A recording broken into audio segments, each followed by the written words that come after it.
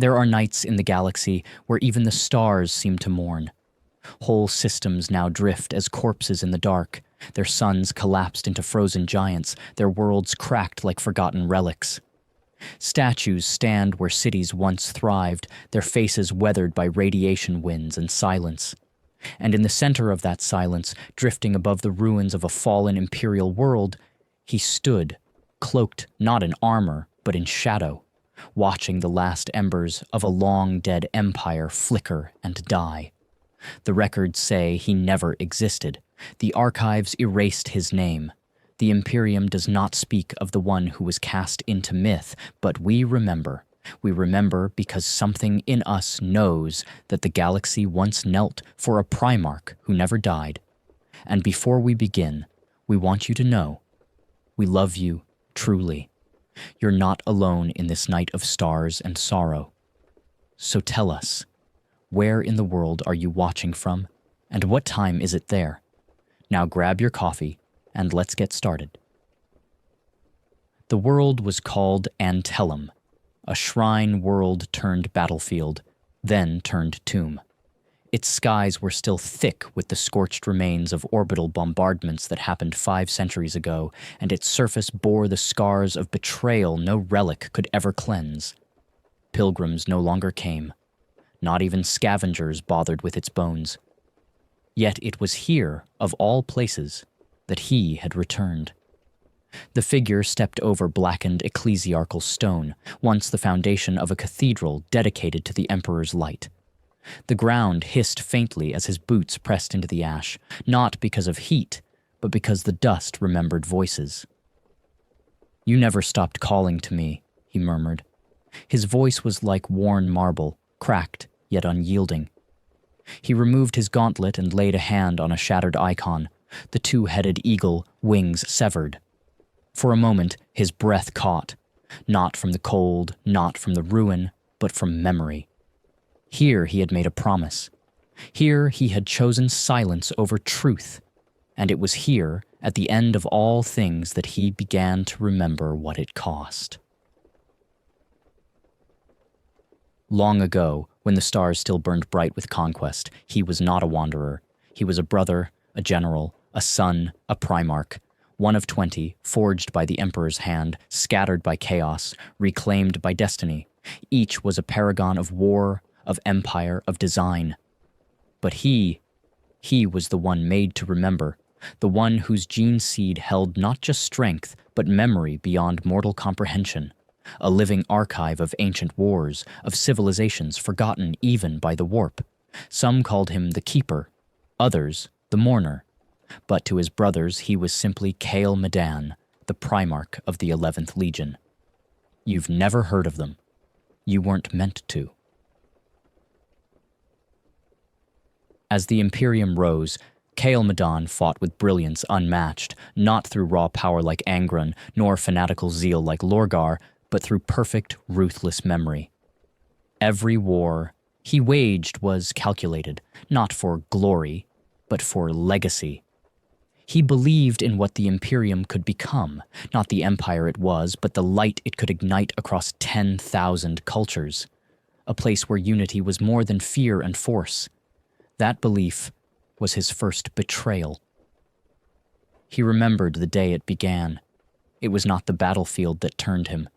It was a meeting, quiet, personal, behind the high walls of Saul during the Great Crusade. His voice had shaken as he stood before the Emperor. "This path," he had said, "this empire you build, it forgets too much." The Emperor's silence was final. He gave no answer, only command, obedience. That was the moment Kael understood. The Imperium was not built to remember. It was built to overwrite. He tried. For decades, he led his legion with quiet resolve. His warriors, the Eidolons, were scholars of war, chroniclers as much as destroyers. Where they conquered, they archived. Where they defended, they preserved. But that mission brought whispers. Whispers became fears. Fears became accusations. The other Primarchs grew distant. Rogel Dorn questioned his motives. Russ called him a coward. Even Gilliman, who once admired Kale's balance of mind and might, began to write him out of imperial logistics. Only one voice remained loyal, his closest kin, the Primarch of the Third, Fulgrim. In Fulgrim, Kale saw both beauty and ruin, a reflection of his own conflict, for both sought perfection, Kale in memory, Fulgrim in form. But even that would fracture. The silence of Antellum broke only once in decades, a transmission, weak, garbled, a mechanical voice lost to distortion. Father, not forgotten, your shame still breathes. Kyle had stared at the signal for hours, not because he didn't understand it, but because he did. Too well. The voice was his, or rather, a version of it. Something that had survived. He buried it deep beneath what was left of the shrine, not out of fear, but out of guilt. Now, in the present, Kale stood above the broken world, watching its moons drift through ruin. His armor, once gleaming bronze and deep obsidian, was dulled with time, the sigil of the 11th Legion long faded into abstraction. Mortals would call him a ghost, a rogue. Some even whispered he was Alfarius reborn. They were all wrong. He had never died, but something inside him had. He walked to the edge of the ancient vault, where the last of the Eidolons had perished. They had refused to erase history, and for that they were condemned. As he looked down at their bones, still preserved beneath stasis glass and black stone, his fingers curled into a fist. They said, "We betrayed the Imperium," he whispered, voice trembling. "But all we did was remember." A flicker of gold light danced across his palm, a fragment of memory tech embedded in his gene seed, a forbidden relic, a truth not even the Inquisition could fully destroy. He could restore it. He could bring it all back, the archives, the lost histories, the truth of the 11th. But to do so, he would have to burn the Imperium down. And he was tired. So very tired. The sky split open. A warp rift, small, pulsing. A scout vessel passed overhead. Unaware of the ancient god, it flew above. Kyle did not look up.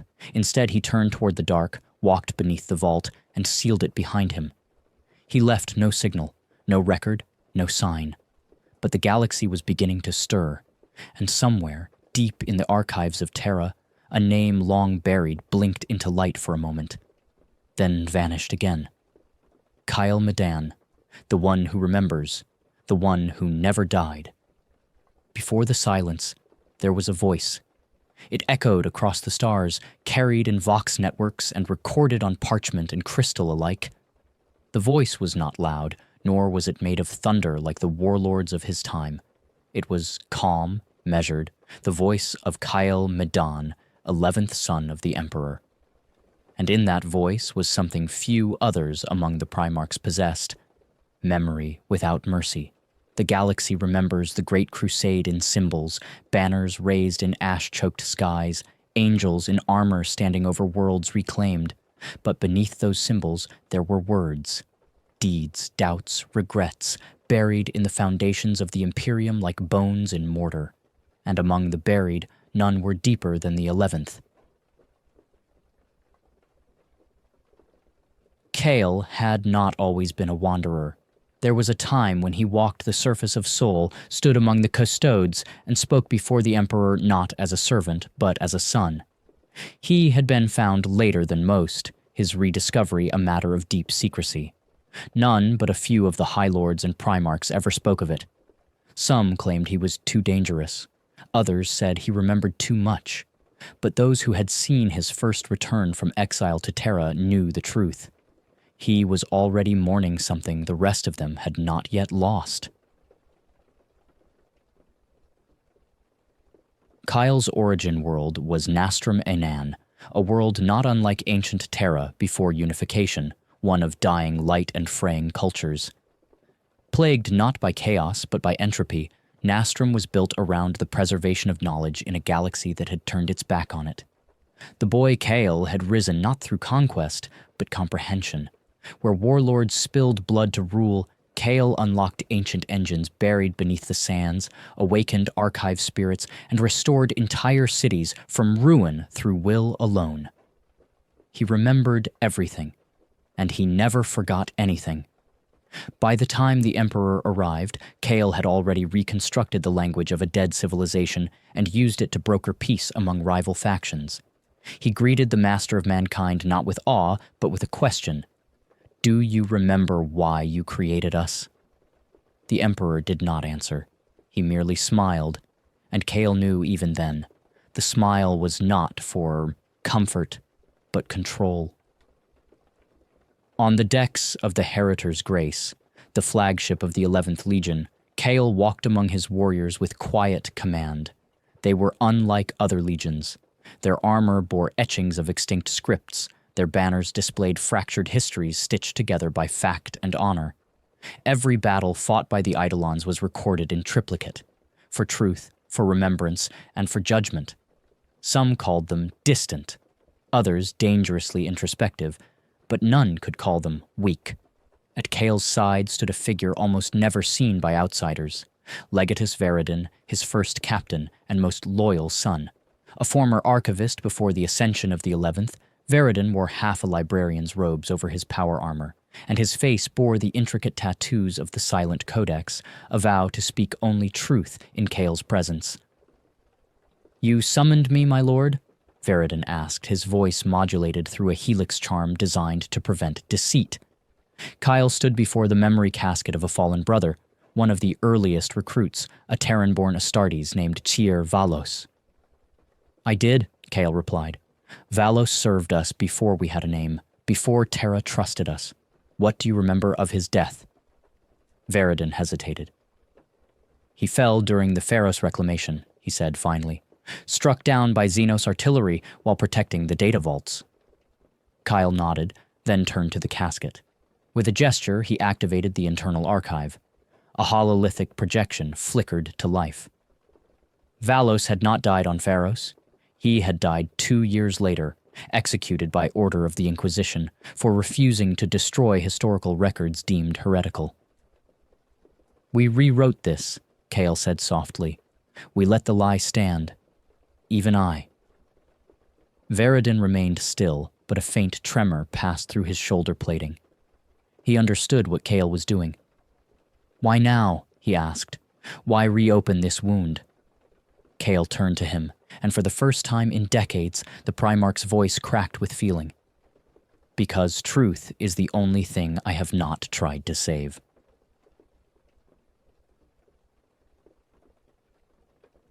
Not long after the incident with Valos, the first cracks began to show. A message had arrived, uncoded, bold, from Fulgrim. "There are truths that do not serve. You must let go." Kael had stood in his private sanctum for hours, reading and rereading those 8 words. Fulgrim, who once debated poetry and symmetry with him by candlelight beneath the towers of Kamos. Fulgrim, who had knelt with him on the surface of Mulven Prime as they buried civilians together, victims of the Imperium's own errors. Fulgrim, the closest thing Kael ever had to an equal, now spoke as an agent of the lie. The 11th Legion's descent did not begin in open rebellion. It began in libraries. When the Adeptus Administratum began purging older records, the Eidolons resisted. Quietly at first, refusing to issue the revised histories, refusing to erase cultural lineages that were now deemed unharmonious with the imperial truth. Then came the Edict of Absolution, signed by Malkador himself. It declared the Eidolons' archives subject to immediate and unconditional compliance with revised records, with non-compliance considered sedition. The 11th refused, and for that they were exiled, not by force, but by silence. Orders stopped arriving, supply chains diverted, new recruits vanished. The Legion was slowly bled from existence by omission. One memory stood out. A meeting behind closed doors with Rogel Dorn. Dorn had come not as a warrior, but as a herald, His armor was unadorned, his expression stone. "You must let it go," Dorn had said. "The Imperium cannot afford to remember everything." Cale had responded with words carved from ice. "Then it is not worth saving." The silence that followed was not tactical. It was personal. Dorn left without another word. That was the last time Cale would see a brother face to face.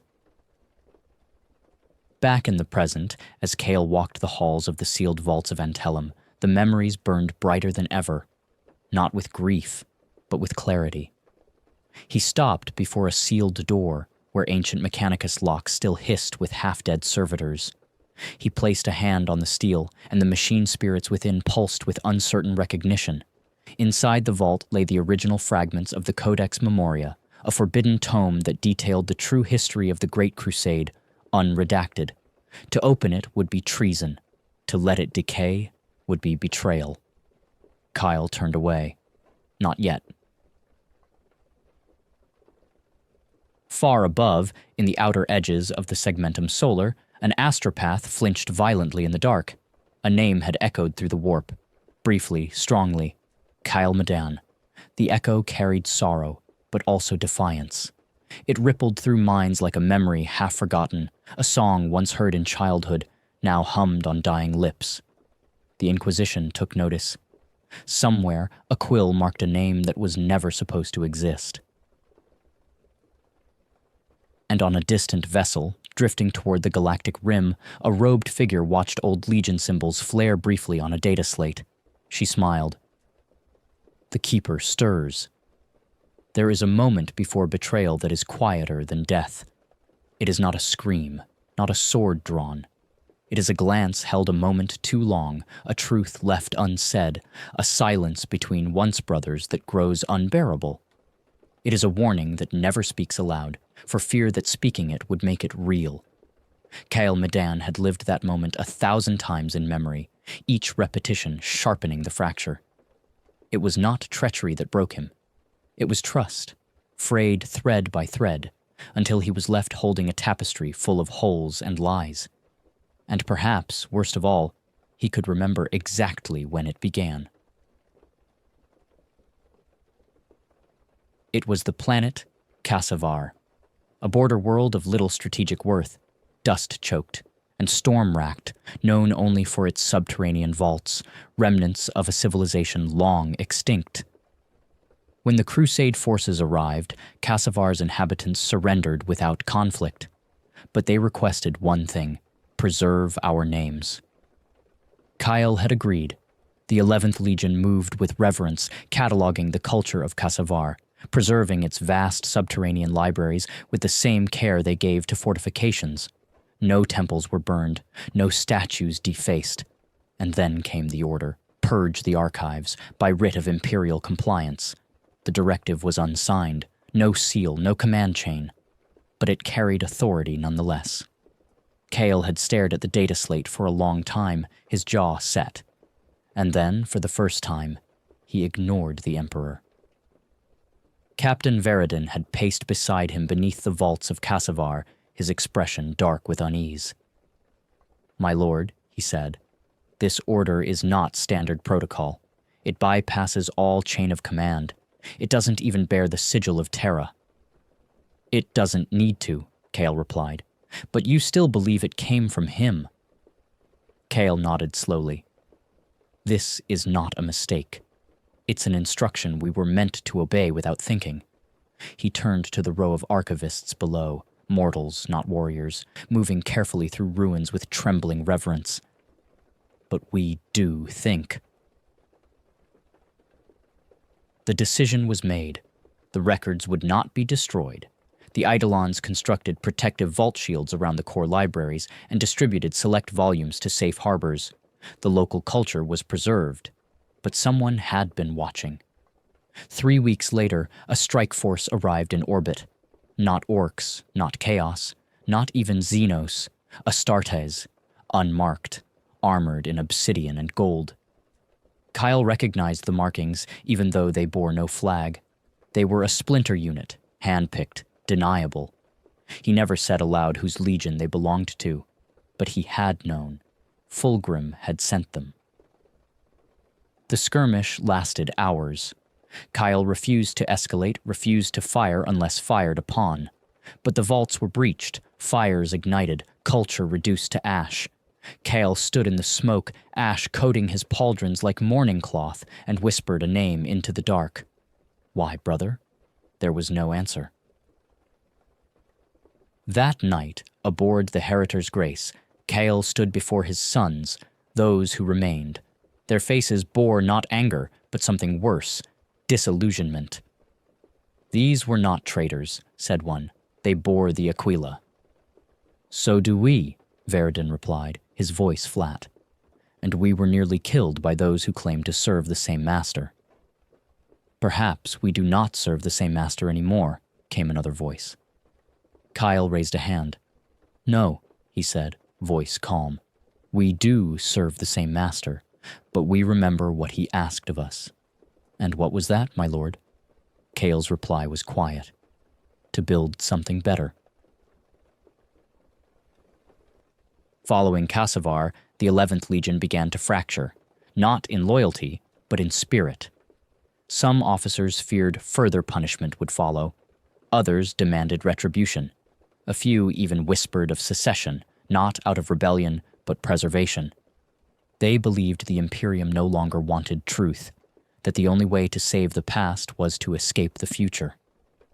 Kyle did not give them an answer, because he was no longer sure if they were wrong. Weeks later, a communique arrived, not from Fulgrim, from Malcador.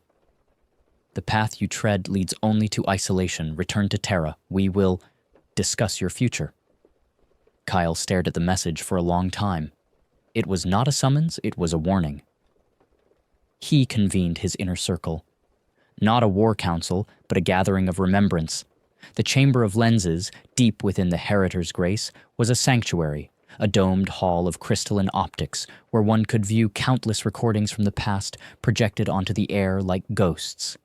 Kyle had designed it himself, believing that leaders must walk through memory before making decisions. This time, the memories shown were not of war. They were of discovery, of first contacts that ended in peace, of civilizations welcomed, not subjugated, of brothers laughing in the light before darkness took hold. When the recordings faded, Kale looked to his captains. "I am not leaving the Imperium," he said, "but I will not help it lie to itself." No one spoke, not in protest, not in agreement. Silence ruled, as it always did before the fall. It was Veridin who finally broke it. "If they erase us, my lord, what will remain?" Kyle looked to him with the weariness of ages yet lived. "You." What the 11th did next was not rebellion. It was retreat. They withdrew to the Kirin Belt, a cluster of dying worlds near the galactic fringe.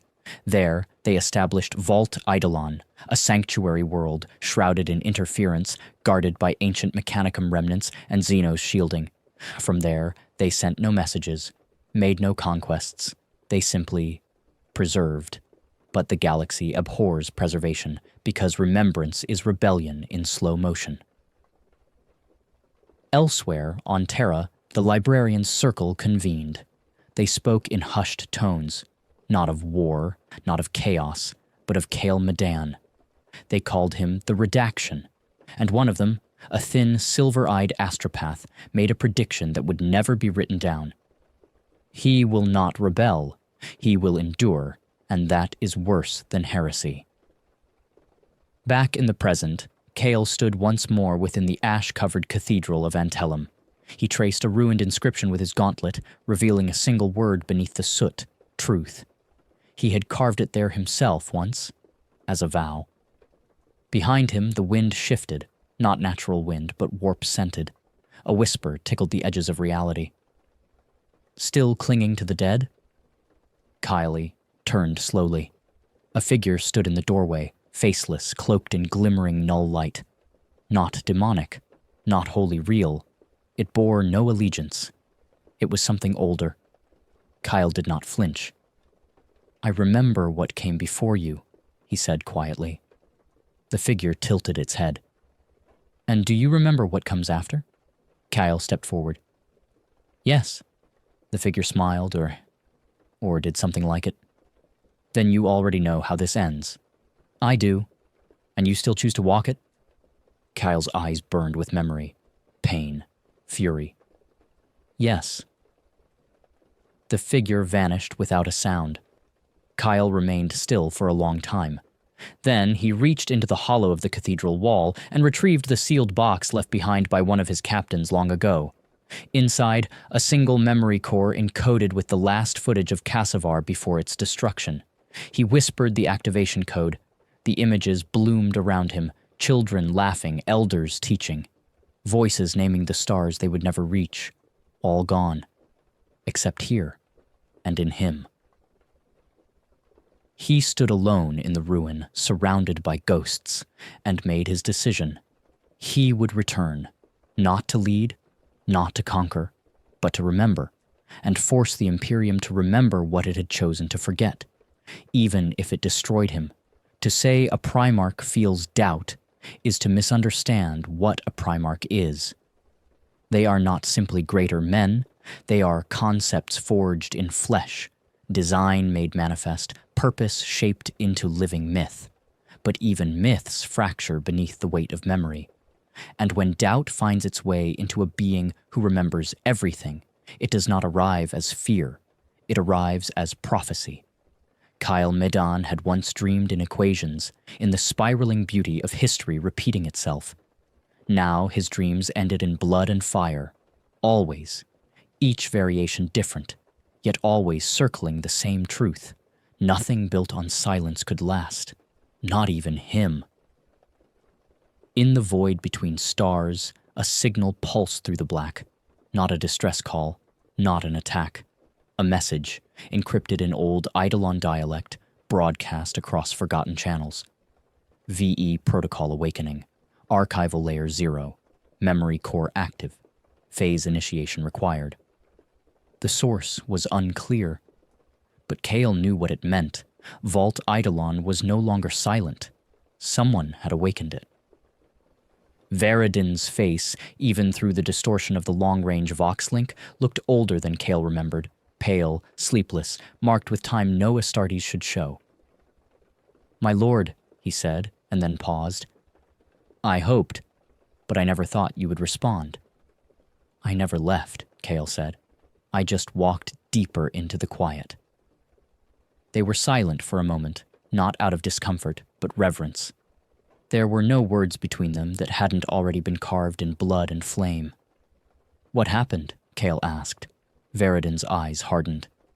"Someone broke through the shrouds. A ship. Small. Not Imperial. Not Mechanicus either. They bypassed the oldest wards, touched the archive's outer core. And they activated it." Kyle's voice was a whisper of steel. "Then we have no choice." 3 days later, Kale's vessel, once a battleship, now little more than a drifting relic, emerged from warp near the edge of the Chiron belt. What he saw chilled even his enhanced blood. Vault Eidolon still stood, its planetary shell cloaked in technoradiant storms. But in orbit were signs of disturbance, scorch marks, debris fields, and something far worse, Imperial scout markers, the kind used by Ordo Redactus, a branch of the Inquisition dedicated to secrecy, redaction, and the destruction of forbidden knowledge. "Too soon," Kyle murmured. "They know I'm moving." But how? Inside Vault Eidolon, silence no longer reigned. Servitors stirred beneath crusted metal. Crystalline archives reawakened, projecting streams of thought and language into the air. The Librarium Immortalis, the core of the vault, now pulsed with suppressed truth. Kale descended alone. Veridin met him at the gate. His armor was scarred, sigils re-etched by hand, cape torn. "You shouldn't have come," Veridin said. "I should have come sooner," Kyle replied. They walked together into the core. There, lying in stasis crystal, was something Kale never expected to see again. A Primarch's face, his own. The figure was not alive, nor dead. A half-clone, stasis-bound, grown in secret during the final days of the 11th's exile. It had been designed as a failsafe, not to replace Kale, but to preserve a fragment of his mind if he fell. Kale looked at the still features and felt an old weight settle in his chest. "This was a mistake," he said. "We hoped we were wrong," Veridin said, "but we knew they'd try to erase you." "And so you made something to replace me?" Veridin hesitated. We made something that could remind the stars of you, even if you were turned to dust." Kale stood for a long time in silence. Around them, memory cores flickered to life. Footage from the Heritor's Grace, the Kassavar Ruin, the Edict of Absolution. Records that no longer existed in any other part of the Imperium. And then, another voice. Female. Software. Calm. Coming from the archive. "Kale," it said. Kale froze. It was her. Her name was lost to the Imperium, but not to Kale. She had been an iterator during the Crusade, one of the mortal historians and orators who traveled with the legions to help spread the Imperial truth. But unlike others, she had questioned it. Quietly. Gently. With him. She had loved words as he loved memory. Her voice now played across the vault like a ghost. "If you hear this, it means the archive survived, that you survived. I told you once that remembering the past would become a form of war, and you told me. Then I will fight with memory as my blade. So fight, Kale, please, even if you are the only one left." The recording ended. Kale's hands shook. Veridin stepped forward, uncertain. "She recorded that the night before she vanished." Kale did not answer. He couldn't, because that was the night the Inquisition erased her, the night they came for the historians.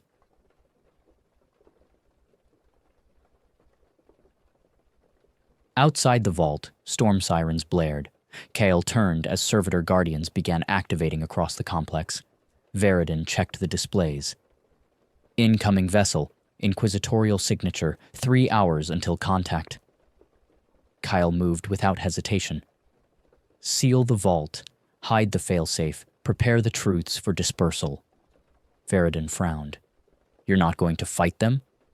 Kyle turned to him, eyes blazing with something between fury and sorrow. "I will not waste remembrance on blood. Not yet."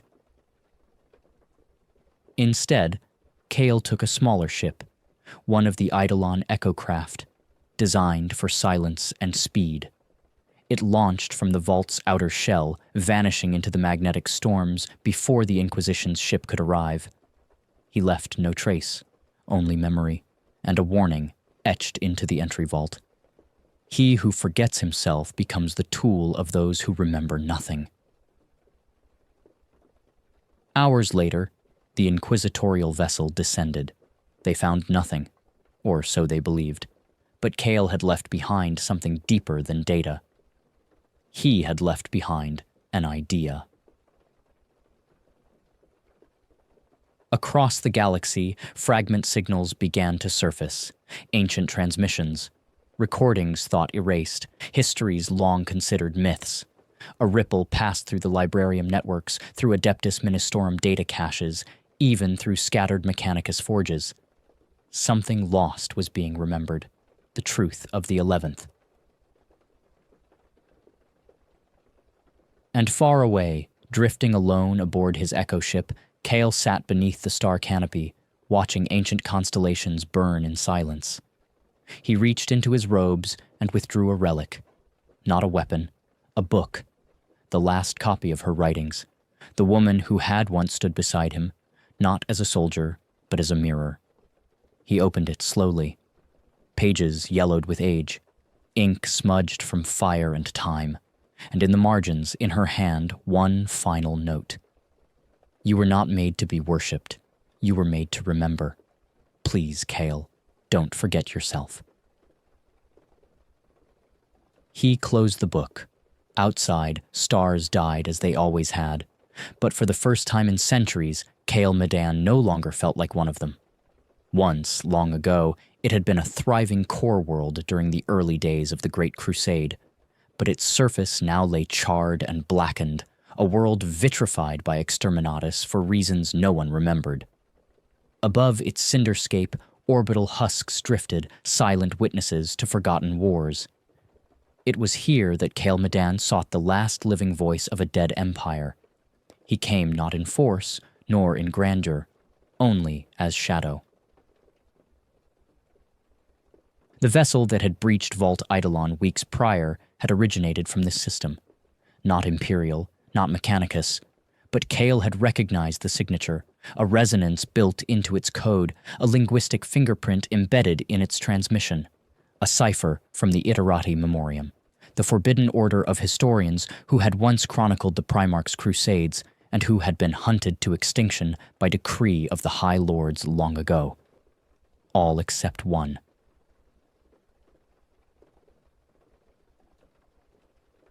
The monastery ship hung in low orbit over Velathra, hidden within the radiation field of the planet's dead moon.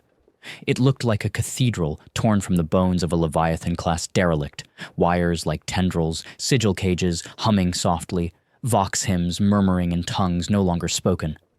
Kael docked without announcement. He knew the codes. He had written them. Inside, the air smelled of dust and old oaths. No servitors moved, no sentries challenged him.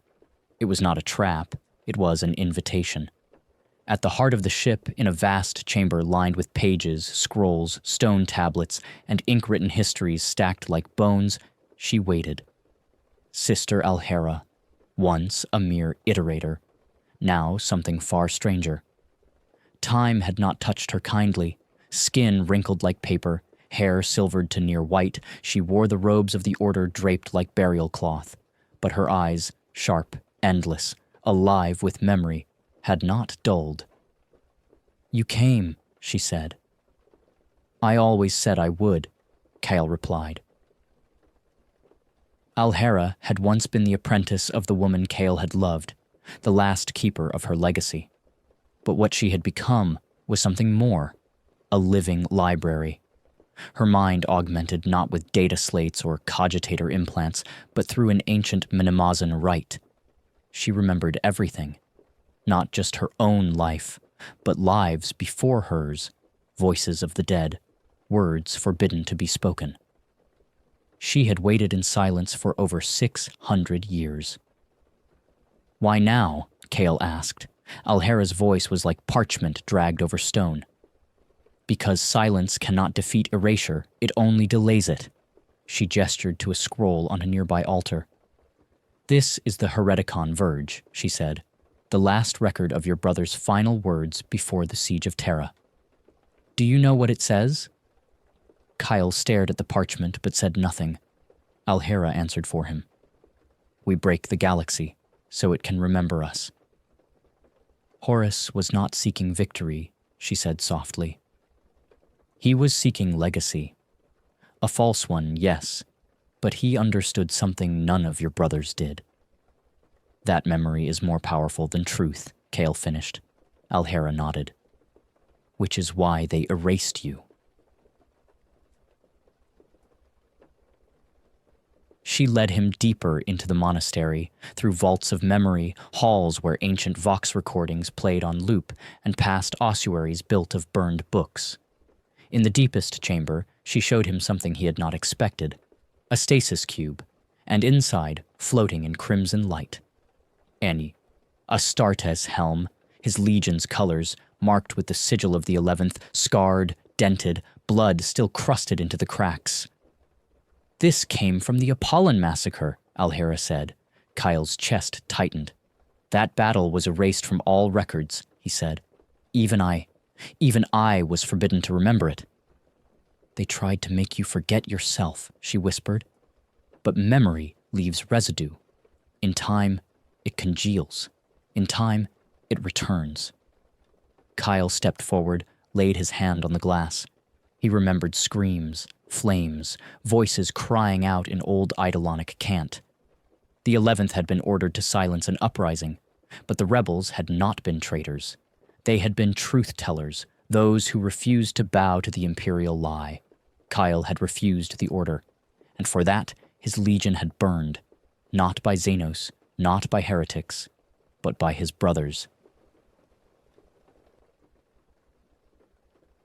"Why show me this?" Kale asked. "Because forgetting is no longer an option," Alhera said. "Your return has shaken things loose. Your name is whispered again. The Inquisition hunts shadows they cannot define. They feel the truth scratching at the edges." She handed him a data crystal. "Take this. It is a seed. Send it into the Librarius vaults. Let the truth infect them, slowly, quietly." Kyle took it with trembling hands. "It won't be enough." Alhera gave a thin smile. "Number, but it's a beginning." He turned to go, but paused. "Why did you wait for me?" he asked. Alhera looked up at him, her voice suddenly softer. "Because she loved you," she said, "and she believed you were the only one who would ever understand what remembering truly costs." Kyle said nothing, but something inside him, some old scar left untouched for centuries, finally ached. He left the monastery in silence, just as he had come, but the stars around Vilathra's grave no longer felt as cold. Days later, in the remote sectors of Segmentum Pacificus, within the script-locked vaults of the Librarius Occulta, a corrupted file spread quietly through a dozen cogitator cores. At first unnoticed, then quarantined, then decrypted. The file name? The Primarch who never died, and with it came fragments, images, a voice, a creed, a truth once buried. The ripple had become a wave. Kyle Medan was no longer hiding. He was remembering, and the Imperium had no weapon to stop that. When the dreams began, they were little more than flickers, shadows of an age thought lost, a battlefield drowned in ash, the outline of a towering figure in bronze armor, his face obscured by flame, a whisper in a dialect dead for 10,000 years. "We gave you the stars, and you offered us silence." For most, it was just static, but for a few, librarians, psychers, dreamers, and cursed astropaths, the dream was a memory, and it bore his name. Kyle Medan did not dream, not in the human sense. His mind was fortified beyond psychic intrusion, his soul encased in the warplate of time. But he remembered the dreams of others. Every soul he had touched, every brother, every soldier, every innocent caught in the hurricane of his legion's fire, left echoes. He carried them still, a library of ghosts, and now they stirred. Aboard the Anthem of Ash, Kale sat motionless in the shrine chamber. No light, no sound but the whisper of hullplate tension. Before him, hundreds of relics floated midair in a slow, weightless drift. Trophies, weapons, icons, shattered fragments of old legionary helms. Each bore a memory. Each whispered a truth he had buried. They were waking, and they would not be silenced. Corthelian entered quietly. The half-machine warrior bowed respectfully, though his augmentic frame groaned at the motion. "My lord, we've received a signal from the Thale system."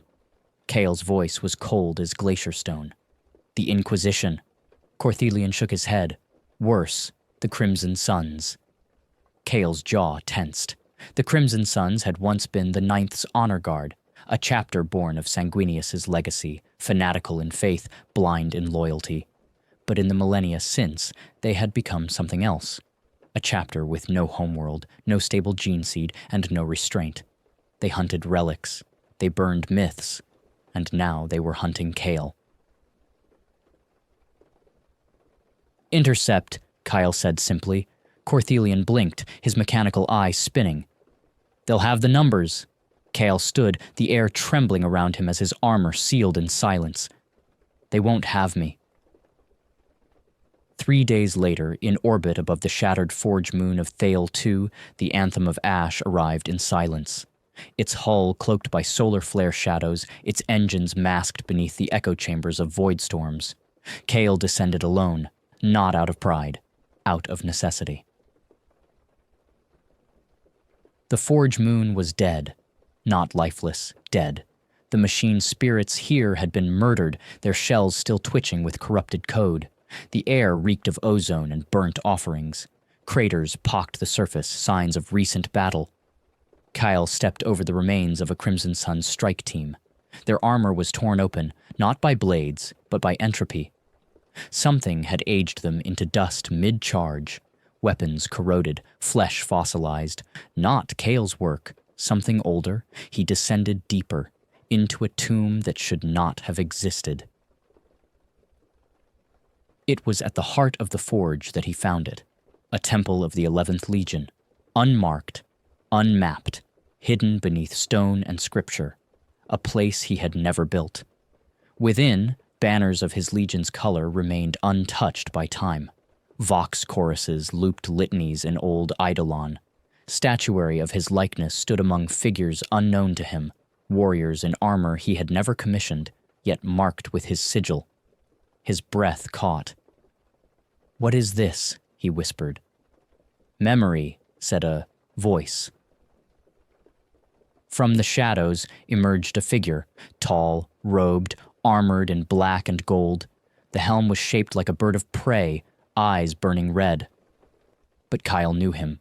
Achelos, a name from before the fire, a son of the 11th, one of Cale's chosen captains, Achelos who had died at the Apollon massacre. Or so Cale had believed. "You should not be alive," Cale said, voice tight with both anger and wonder. Achelos bowed his head. "Neither should you." "How did you survive?" Achelos gestured around them. "I didn't. Not truly. What you see is remembrance, a psychic echo. This temple was built at the moment of our annihilation, by those who could not forget, a seed buried in the warp, anchored to memory. When you returned, it awoke." Kyle stepped forward slowly. "You're not real. I'm memory, Cale, and memory is more dangerous than truth." Achelos showed him the records, data crystals, blood script etched into steel, mural vaults depicting the final days of the 11th. It had not been just betrayal. It had been extermination. The 11th had been branded not for heresy, but for refusing to become executioners of falsehood, for questioning the cost of the Great Crusade, for preserving truths the Emperor demanded forgotten. And Cale had been tricked into silence by the very brothers he had once bled beside. "You think this changes anything?" Cale said, though his voice trembled. "The galaxy still burns. The Imperium still grinds its own children into dust." Achelos stepped close, then burned back, not with vengeance, with truth. Let them choke on the memories they tried to bury. Let every loyal son awaken and ask, who did we kill and why? Kyle clenched his fists. "The Inquisition will come." Achelos smiled. "Let them." The temple collapsed as he departed, not from weaponry, but from release. Its purpose had been served, and Cale carried with him more than just fragments. He carried names, names of his lost legion, names of captains, librarians, storm-chosen war singers. And as he returned to the anthem, he did not walk alone. Memory followed him. Elsewhere, far across the stars, in the vaults of the High Lords, a red-sealed protocol flickered awake for the first time in 9 millennia. Protocol, Aegis Somnolentis, Classification, Omega Exterminatus, Target, Cale Medon, Status, Immortal, Unforgotten. Response, Immediate. The Imperium remembered him now, and it was afraid. They came as flames come to dry grass, swift, relentless, and hungry. 7 ships, painted in the gold and red of the Ordo Chronos, unmarked by Imperial Gothic, but humming with the unmistakable cadence of judgment. The anthem of ash watched them arrive in silence, cloaked within the corona of the dying sun, Viridian Secundus, her hull half molten by solar flares, her auspex signatures drowned in radiation. Kyle Medan did not move. He merely listened. In the psychic silence of his meditation chamber, the past screamed. He sat cross-legged in the shadow temple of his own making, surrounded by thousands of tiny, flickering stasis hollows. Each image was a memory, a brother, a victim, a city once loyal, a face twisted in confusion before the blade fell. He remembered them all, and he hated himself for it. They called it Protocol Aegis Somnolentis, a death sentence without trial, activated only in times of absolute necessity when the past refused to stay buried, and Kale Medan was now the past made flesh. Corthelian's voice broke through the chamber. "My lord, the Ordo has deployed." Kyle opened his eyes. They glowed faintly, brighter than starlight, no longer entirely human. "They come for the memory," he murmured, "not the man." "They will not find either," Corthelian said, bowing low. Kale stood. His armor hissed and locked into place, not as a warrior's skin, but as a tomb. At the edge of the sun's corona, the ships of the Ordo Kronos deployed their payload, 13 silver obelisks rotating in exact synchronicity, forming a psychic net unlike any other. Not to kill, to erase. Data obliteration weaponry, time dilation fields, warp-draining anchors, a trap designed not just to destroy Kale Medan, but to unmake him from reality, to make it as though the 11th had never been. They miscalculated. The Ordo Kronos had studied his tactics, his voice, his wars, but not his grief. In the dying light of Viridian Secundus, Kale Medan walked the scorched halls of the Anthem. Every corridor bore the scars of time, every bulkhead, a mausoleum. He did not walk to war, he walked to memory. And memory, he had learned, was more powerful than flame. He reached the central vault, not a weapons cache, not a gene lab, but the choir sepulchral, a chamber where the psychic resonance of his fallen sons was entombed, a monument built of pain and remembrance, where librarians and echo chaplains once sang the names of the dead until their own minds shattered. He activated the vault. The voices returned. 1,000 spectral echoes surged into being, ghosts of the 11th Legion, flickering in fractured armor, hollow-eyed and furious, not real, not alive, but angry. The Ordo Kronos' first strike came silently, a null space torpedo wrapped in temporal chains. It never reached the ship. The moment it crossed the psychic net Kale had triggered from the choir, it aged. 2 seconds, 10 years, 100 millennia. The torpedo crumbled to dust. Time, it seemed, still answered to Kale Medan. On the bridge, Corthelian laughed. "They thought they knew your death, my lord." "They only ever studied my wars," Kale replied, "never my losses." The anthem of Ash retaliated, not with guns, but with memory. A psychic signal, laced with the true name of the 11th Legion, pulsed into the void. The warp shivered. One of the Ordo vessels, Scriptor Obscura, froze in place. Its crew saw not Kale. They saw their own forgotten sins, the mass sacrifices on Mephron 12, the drowning of the oracles of Gathus, the nullification of the 11th's archives, and worst of all, they saw themselves applauding the erasure. 3 of the crew went mad before the signal ended. 2 took their own lives. The ship broke formation, and the trap faltered. In orbit below, a single Inquisitor descended, Inquisitor Elera Vex. Young by their standards, but ancient in soul. She did not come to kill. She came to understand. Kale met her on the corpse moon of Drevna 3. No weapons drawn, just silence between two souls surrounded by ghosts. She removed her helm, eyes dark, jaw clenched.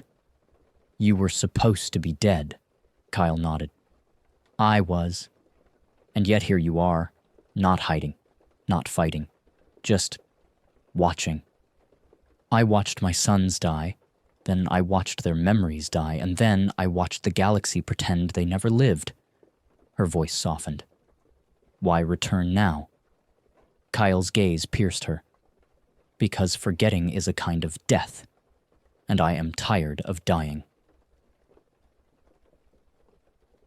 Illyra studied him. "You killed 5 Ordo vessels today. Number, they killed themselves when they chose to forget." "You'll be hunted now. Every archive will burn your name." Kyle nodded. "Let them." Illyra stepped forward. "There is another way." Kale raised a brow. "The Ordo Xenos has seen what you've seen. The Tyranids, the Necrons, the warp tides. We are running out of time. What if memory could be weaponized?" Kale tilted his head. "You want to use me. I want to preserve what little truth is left."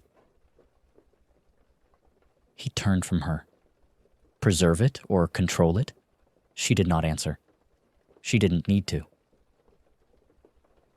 Kyle Medan returned to the Anthem of Ash with no resolution, only possibilities. Illyra had offered him a choice: serve, be remembered, be controlled, or remain alone, forgotten, unowned. That night, he did not sleep, but in the depths of the choir sepulchral, he listened again. The voices of his sons had changed. Where once they screamed, now they sang, and their song was clear. You do not owe them remembrance. You owe us vengeance, not in fire, in truth. Kyle Medan stood in the dark, and for the first time in centuries he whispered back, "I remember you." Far above, on the last remaining Ordo Kronos vessel, Illyra Vex began her report.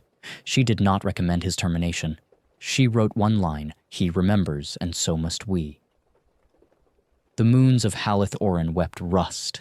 Above them, in the low orbit where scrap fields drifted like forgotten prayers, the Anthem of Ash hung in low silence, half consumed by solar burn, yet more alive than ever. Below, on the crumbling world, a city slept. It had no name. It had been purged from Cartographica records long ago, scorched out by decree of the Inquisition during the Great Forgetting. But its people endured, scarred, ash-blooded descendants of oath-bound custodians whose tongues had long been cut for speaking a forbidden truth. They had not forgotten, and so Kale Medan came, not as a god, not as a savior, but as a mourner returning to the grave. The people of the city gathered in silence as the thunder-limbed giant stepped from the broken gate of his warship. They recognized him, not by name, but by presence, by the weight that seemed to bend reality around his form, by the scent of ozone and old grief. Some wept, others bowed, but most simply watched. Kale moved among them like one navigating a memory. He reached the ruin at the city's heart, an ancient ziggurat swallowed by centuries of ashfall, its walls carved with half-erased sigils that once bore the 11th's livery. Corthelian waited at the base, arms folded. "We shouldn't stay," the companion warned.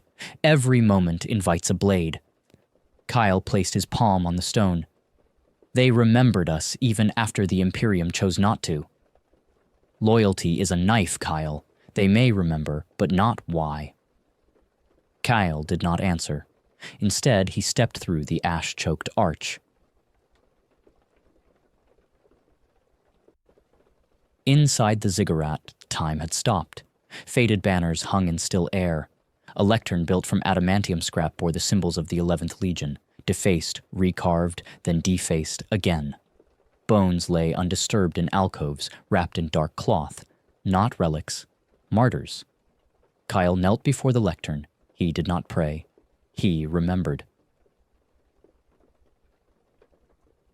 Once, this world had been called Orin's Gate, a bridgehead world during the Carpathian Crusades, a place of light. He had walked these halls in full regalia then, surrounded by sons who believed in hope, in legacy, in victory.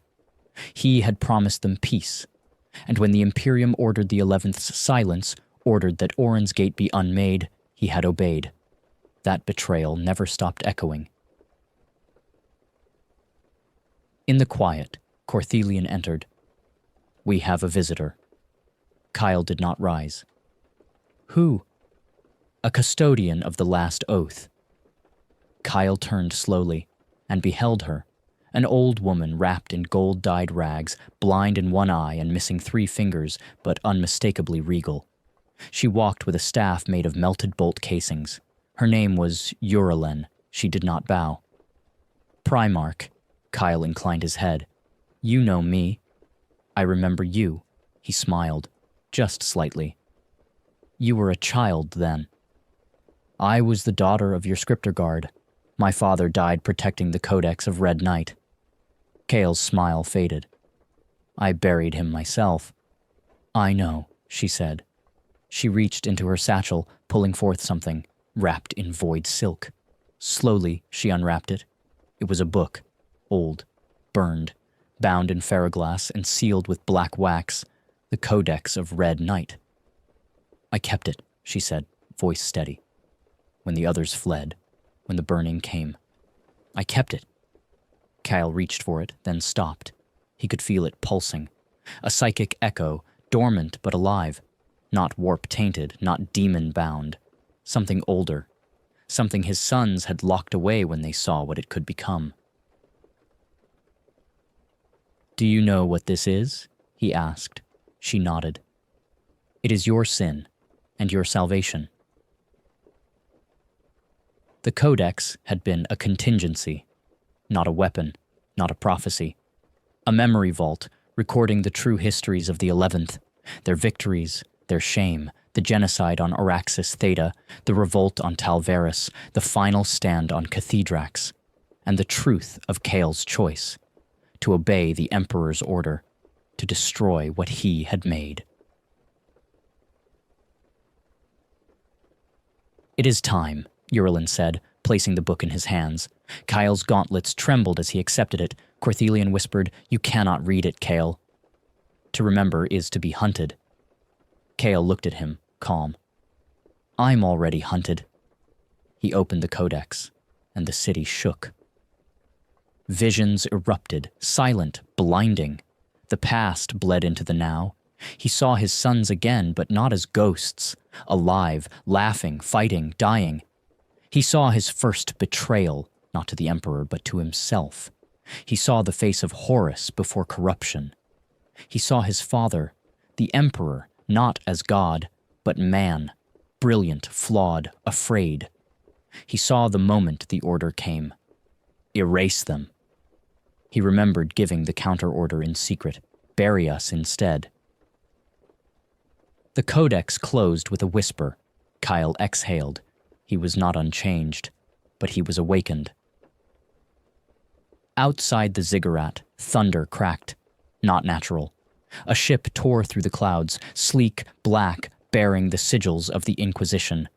Kale stood. "Time to go," Corthelian urged, but Kale shook his head. "Let them come." The ship landed hard. The boarding ramp opened, and out stepped Inquisitor Maltek Drava, an iron-souled Puritan known for executing rogue Astartes without trial. He carried an ignition blade. He came with no retinue. Kyle stepped forward, codex in hand. They locked eyes. Drave spoke first. "You opened it." "I did." "That book is heresy incarnate. It's memory. Same thing." They stood still for a long time, the wind howling around them. Then Kyle extended the codex. "Read it."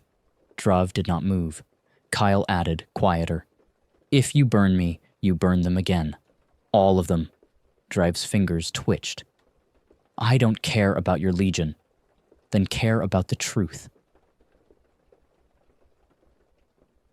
Drave did not take the codex. But he also did not attack. He turned and walked back to his ship. At the boarding ramp, he paused. "I was born on Tal Varus," he said. Kyle froze. "That city," Drive continued.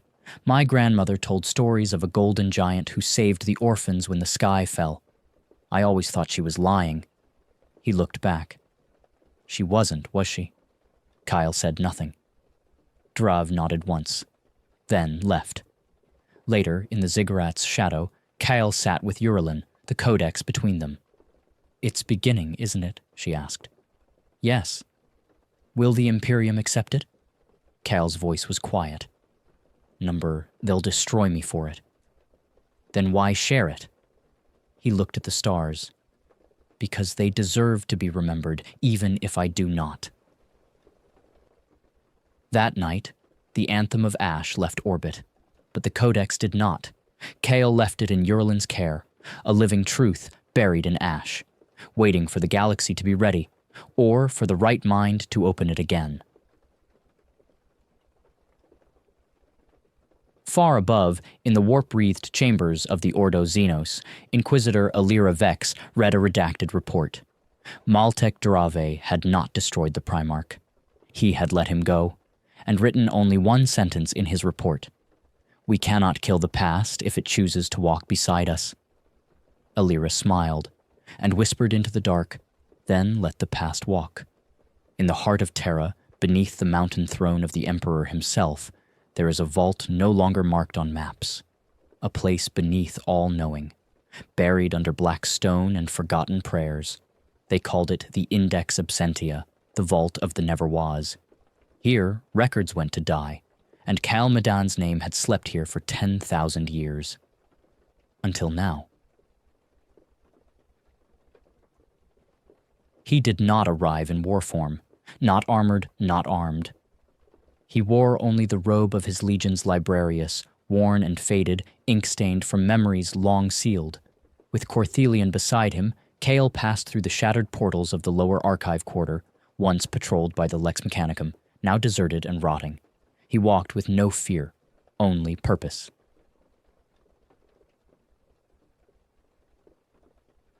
"I thought we would come in silence," Corthelian said. "We did. The Vox relays across Luna say otherwise." Kyle looked to the sky. Truth echoes, even when whispered.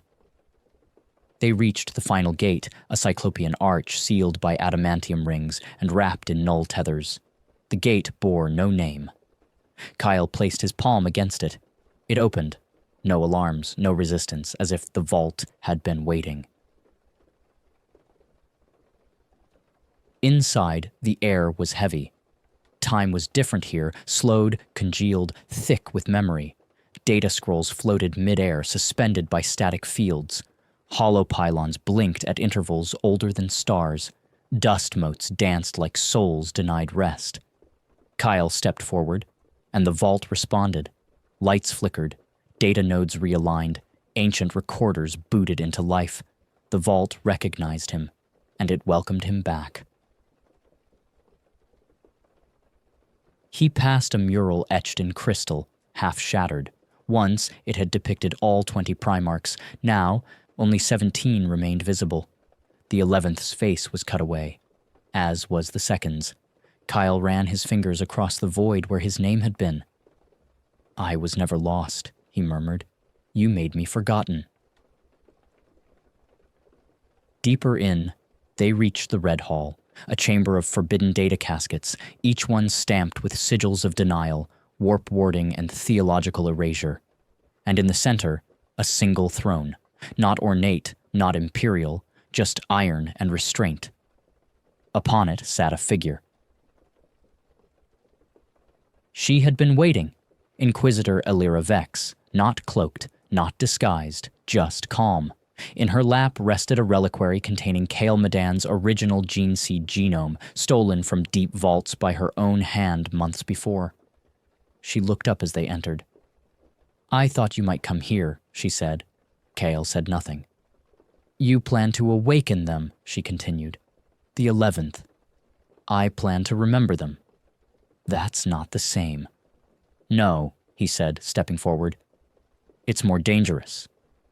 Yuxi rose, offered him the reliquary. He took it, held it, and suddenly the vault screamed. A pulse of psychic backlash surged through the air. Hollow scrolls shattered. Lights exploded. The vault had recognized the gene seed, and it remembered. Images flared across the walls, the 11th Legion in full strength marching beneath burning skies. Kael Madan at their head, his eyes golden and unsleeping. The betrayal, the silence, the purge, the names of every forgotten Astartes, blinking back into recorded being. They had been erased, but not destroyed. Aelira shielded her face as the psychic storm built around them. "Do you know what this will do?" she shouted. Kael's voice was steady. "It will remind the galaxy what it chose to forget. You'll tear open the veil. The other legions, they will remember their brothers." Suddenly, the vault calmed, as if satisfied, as if it had given up its burden. Kael turned to Aelira. "The Codex has been read, the gene seed recovered, the truth walks again." Aelira stepped closer. "Then what now, Kael Madan? Civil war? A new legion?" "No," he said. "A library." She blinked. He continued. "No more lies, no more burning of books, no more erasure. I will not raise another army. I will raise a memory, one the Imperium cannot silence, because it will not be mine alone." Corthelion smiled. "The vaults of the 11th. Aelira looked between them. "You will be hunted. Again. The Ordos will not stand for this." "I know." "Then why do it?" Kael's voice was soft. "Because I have seen what happens when the past is buried. The galaxy forgets. And in forgetting, it repeats." Outside the vault, the stars trembled. Across Segmentum Solar, dormant archives blinked back to life. On distant Forge worlds, blacklisted names began to reappear, in search engines once locked. On Vigilus, a servitor recited a prayer from the 11th's battle canticle before self-destructing. On Macraga, Robut Gilliman paused mid-speech, his heart seizing for a moment with a memory he could not place. And on the moon of Orin's Gate, Uralyn wept. She felt it. The truth had returned. That night, in the forgotten vault, Kael Madan lit a single candle. Not for war, not for vengeance, but for the first of many names he would speak aloud.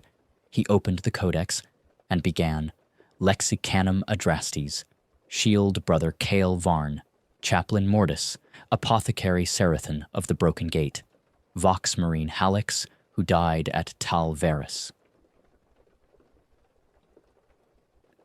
One by one, he said them all. 1,000 names, then 10,000 more, until the vault was filled with the weight of truth. And Terra listened. Far above, in a chamber the Emperor himself once walked, a servo skull reported a glitch in the global archive.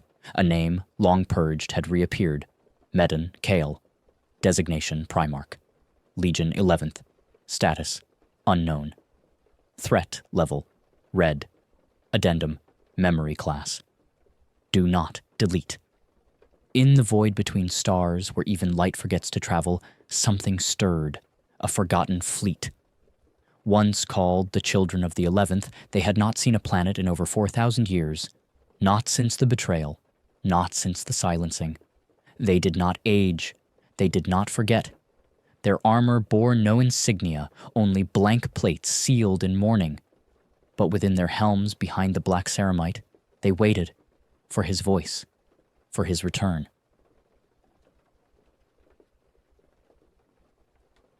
Now it echoed through the network like an old hymn, spoken in codes thought extinct. He speaks again. Kael Madan breathes. They turned their eyes to Terra. They set a course, and the galaxy shifted. Far away, on a dying world in the Elysian Vale, a man named Theron Yek crawled through ash and ruin.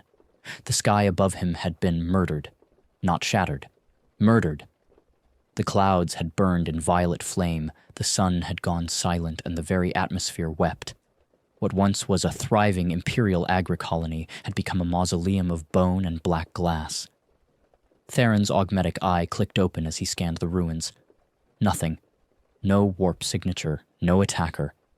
Just silence. Again. This was the third world lost this way in as many weeks.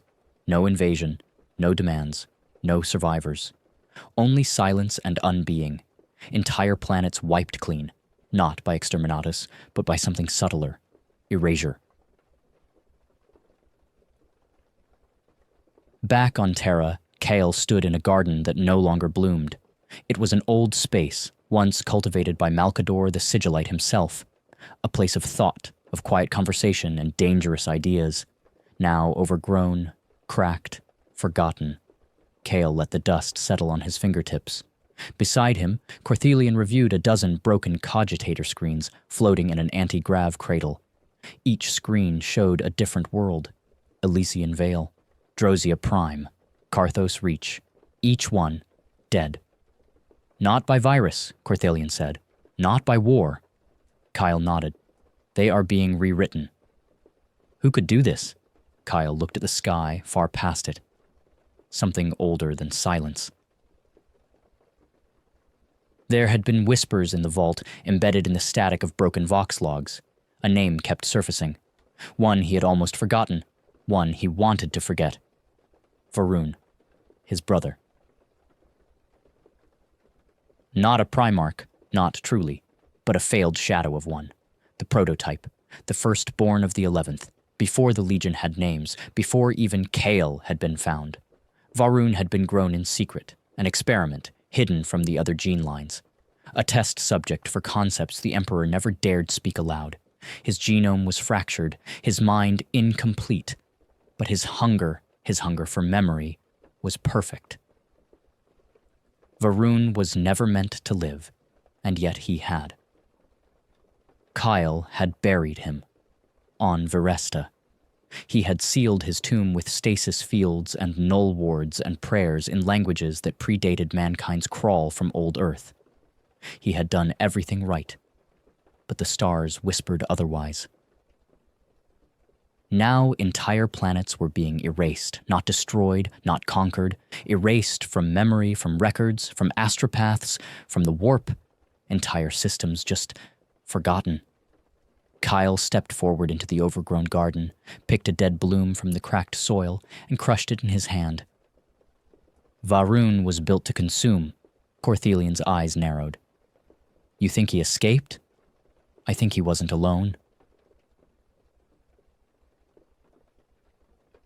A transmission arrived, encrypted, ancient. Kyle recognized the cipher immediately. Legion Pattern 11, Deep Isolation Code. He opened it. Only one line. The sky lies.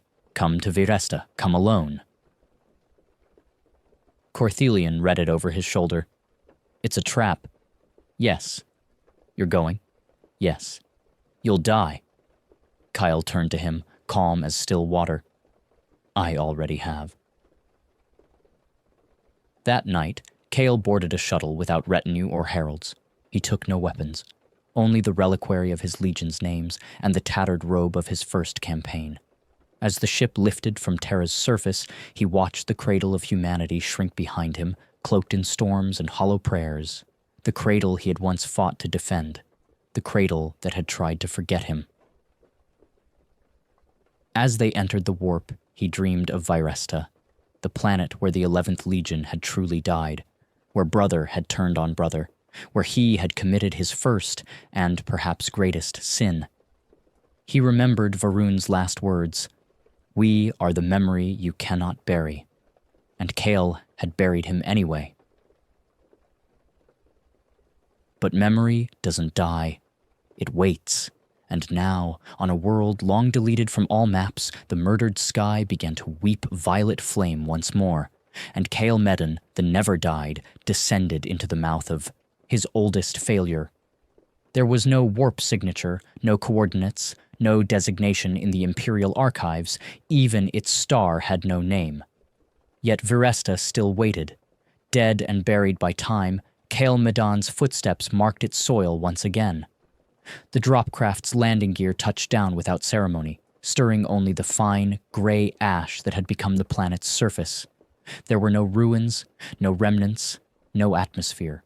Just the echo of what once was, scraped clean, deliberately, by a hand too methodical for destruction.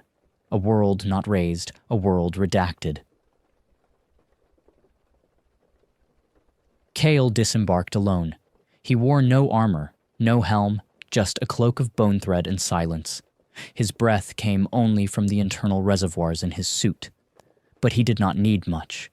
His physiology, Primarch-born, sustained him far longer than any mortal. Time passed around him like an old, rusting clock. He did not shiver. He did not blink. He simply walked, back into the mouth of memory. It was here, millennia ago, that the 11th Legion had uncovered a vault buried deep beneath the crust, a relic of the ancient mechanists, older than Mars, older than Terra's unification, and within it, Va'ruun, not a Primarch in truth, but something close, the first trial, the first failure, the first son, and Kael's first betrayal. The vault was still there, buried beneath layers of dead stone, silent grav seals, and forgotten scripture. His hand found the surface, and the seal responded, not by power, but by blood. The residual imprint of his genome opened the old mechanisms with a wheeze of pressure long untapped. The stone receded. He stepped inside. It was not darkness that met him. It was memory. The vault's interior was untouched, exactly as he left it 10,000 years before. A perfect circle of obsidian and null metal, surrounded by still-burning runes etched in the old tongue. Here the warp dared not whisper. The air was not air, it was a vacuum, preserved and sterile. In the center, suspended in a stasis prism, hovered a body. Tall, emaciated, unfinished. Eyes closed, limbs too long, skin a pallid gray, translucent and marked with runic script. The firstborn, the broken one, Va'ruun. Kael approached. His voice did not echo. You were never meant to wake. The eyes opened.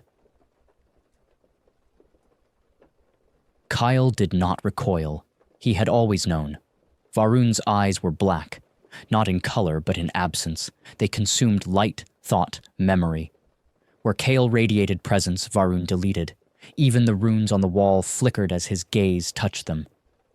You are not the only one, Va'ruun said, voice like splintered glass dragged over stone.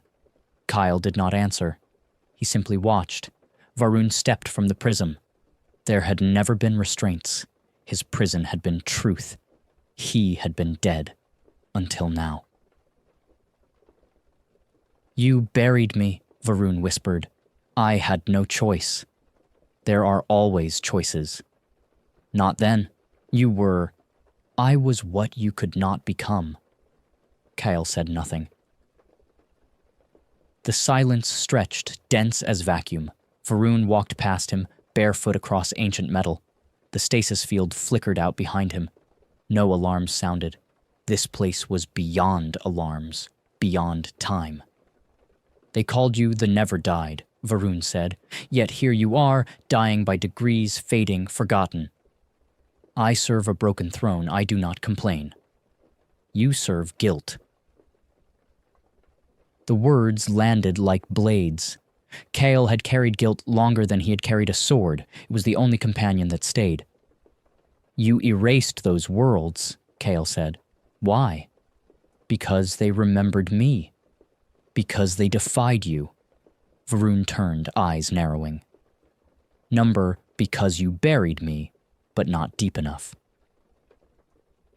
A memory unsealed in Kael's mind, a vision of the day they had entombed Va'ruun, not in hate, not in war, but in sorrow. The 11th Legion, still young, had watched as their silent brother was placed in the vault, not with ceremony, but with silence. Va'ruun had not screamed. He had whispered, If I cannot be remembered, I will make forgetting your curse. And he had. Every world that spoke of Varun had vanished, not through destruction, through deletion. Varun was not a being. He was an absence, a walking nullity, a gap in memory itself. "How did you wake?" Kale asked. "I never slept. You just forgot how to hear me." The Primarch clenched his fist. All this time he had blamed himself, thought his guilt made him weak, but the wound ran deeper than he knew. "You made yourself into a weapon. I was born a weapon. You chose silence. I chose survival." Varun's form shifted only slightly, but enough for Kale to see the shimmer of warp flesh beneath his skin. The old tech, the stasis cell, the null chamber, had slowed the corruption, but not stopped it. Varun was becoming something else. Not demon, not human, an unbeing, a fracture in the pattern of creation. "You will continue," Kale said, "erasing, consuming, until nothing remains." Varun smiled. "You understand me, brother." Kale's voice grew colder. "Then I will stop you. You will try." And then Kale moved, not with fury, not with wrath, but with regret. He lunged, not as a godling, but as a man who had made a mistake and knew there would be no redemption. Their clash was brief. Two sons of a broken creator, one who sought memory, one who fed on its death. Their fists struck with the weight of dying suns. The chamber cracked. The null runes shrieked. But Varun did not bleed. He unraveled. Each strike passed through half-formed space. Each motion was answered with silence. Kyle realized too late, Varun was not here to fight. He was here to leave, to escape. Varun turned toward the upper vault, where reality grew thin. "I thank you," he said, "for opening the door. Varun, I will not be remembered." With a single motion he folded, not stepped, folded, like a page turning in a book written by something that hated language. And then he was gone. Kyle stood in the ruined vault, heart still. He looked at the place where his brother had stood. The galaxy would not remember this day. It would not remember Viresta. It would not remember Varun. But Kale did, and memory now was a weapon he alone carried. Far above, in orbit, 1,000 data beacons flickered out. Astropaths screamed in their sleep. A sector's worth of records vanished, and a single word echoed through forgotten corners of the galaxy: Varun. Kyle left the vault in silence. He did not send for help. He did not warn the High Lords. He simply looked up, into a sky that had once been full of stars, and saw less. One less star, one less name, one step closer to silence. They say the warp is a sea of souls, but sometimes it is a library of screams. Kyle Medan stood on the edge of real space, aboard the Silent Vow, his personal strike cruiser, once a ship of honor, now repurposed as a vessel of hunting. The bridge was dim. Its lights were off not for stealth, but for mourning. Viresta was behind him. Varun was ahead. And between them, the dust that speaks. The astropath was already dead when Kale arrived in the inner sanctum, not in body, but in mind. Her eyes wept black ichor. Her skin bore scripture written in warp glyphs no one living had ever spoken aloud. She was still breathing, barely, but her soul had gone somewhere else. Kyle knelt beside her. She whispered, words without shape, memory without anchor.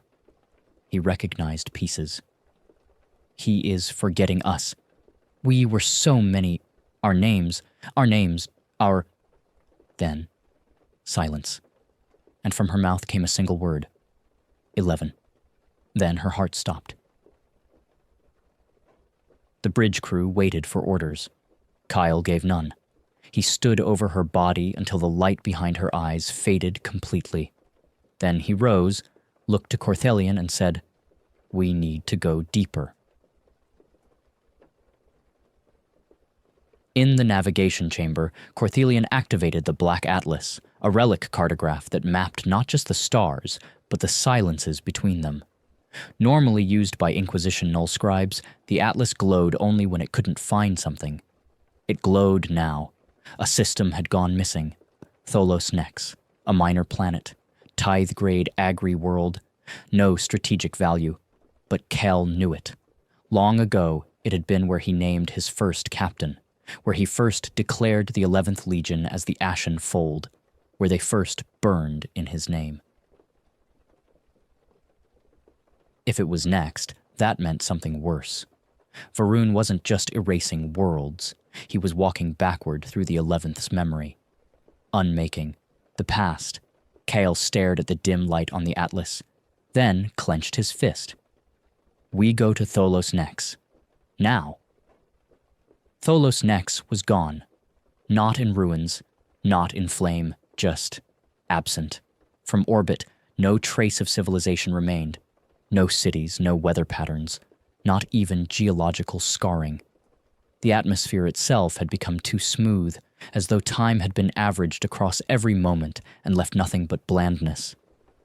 Kyle ordered a drop. The planet's surface felt wrong, not empty, overwritten. Even the dust moved oddly, as if unsure whether it should exist. Corthelian's Auspex scanners gave up immediately. No biomass, no tectonics, no mineral variants, just dust. Kyle knelt. He ran a hand through the ash. For a moment, it resisted. Then it whispered, not in sound, in idea. We were here, we were proud. We marched, we bled, we burned. We are gone. Make him remember. Kale's eyes narrowed. The dust remembered. He stood and turned toward the horizon. The sun was wrong. It pulsed like a heartbeat. Time bent subtly with each pulse. Seconds stuttered. And then, from nowhere, a voice. You seek to preserve a lie. Kyle turned slowly. Varun stood atop a ridge of glassed rock, his silhouette wavering like heat. Not cloaked, not hidden. Open. Barefoot again. Arms at his sides. Expression unreadable. Kyle did not draw his weapon. He spoke. You are killing the past. I am restoring truth, Varun said. The truth is what we made. Together. Varun descended, steps silent. You made the 11th your story, your name. You buried the prototype, the broken, the unnamed. You were broken, Kyle said. And dangerous. I still am. The wind rose, except there was no wind, just the sound of forgetting. Every molecule of air seemed to hum with subtraction. Kyle felt something tug at his memory, the names of his captains, the battles they fought, the oath they swore, all slipping. You cannot hold it, Varun said gently. Memory decays, identity dies. I am the natural end. Kale shook his head. You are the denial of meaning. I am the correction of it. Kale stepped forward. His voice thundered, not in volume, but in weight. I remember Elyon Reth, my first standard bearer. Jaziel Thorn, who died saving the refugees of Lorax. Malvek the Silent, who kept his post even after his voice was gone. I remember the Ashen Fold. Varun did not flinch, but the sky above wavered, as though it, too, struggled to hold shape in the face of such remembering. You fight with ghosts, Varun said. No, Kale replied. I fight with honor. He drew his blade. The name mark, a sword not forged but sworn into being, made of oath steel and sigil iron, bound to every name ever spoken in the 11th Legion. It shimmered in his hand. Each inch glowed with memory. Varun blinked. For the first time, he hesitated. The clash was not theatrical. No thunder, no monologues. Just the silent collision of two philosophies. One fought to preserve, one fought to erase, and the world around them bent with every blow. Kyle struck true. his blade singing with remembered vows. Varun absorbed each strike, not dodging, not deflecting, but letting the blows vanish into his body like thoughts swallowed by sleep. But the name mark did not forget. It carved truth into Varun's flesh, and Varun bled names. From his wounds came whispers, Gaius Kel, Threna Val, the burning of the Black Gate, the 3-year silence, the fall of Pale Calth. Kael stepped back. Varun fell to one knee. The names were pouring out of him. Not in blood, but in memory. "You don't understand," Varun gasped. "I was made to hold what couldn't be kept, to bury what couldn't be faced." Kael's face darkened. "And instead, you chose to destroy." Varun looked up. "I chose to relieve you." The moment cracked. The sky itself split open, and a surge of null light erupted, not warp, not real space, something in between. And Varun stepped into it, one last look, a final word. "This isn't over." Then he was gone. Again.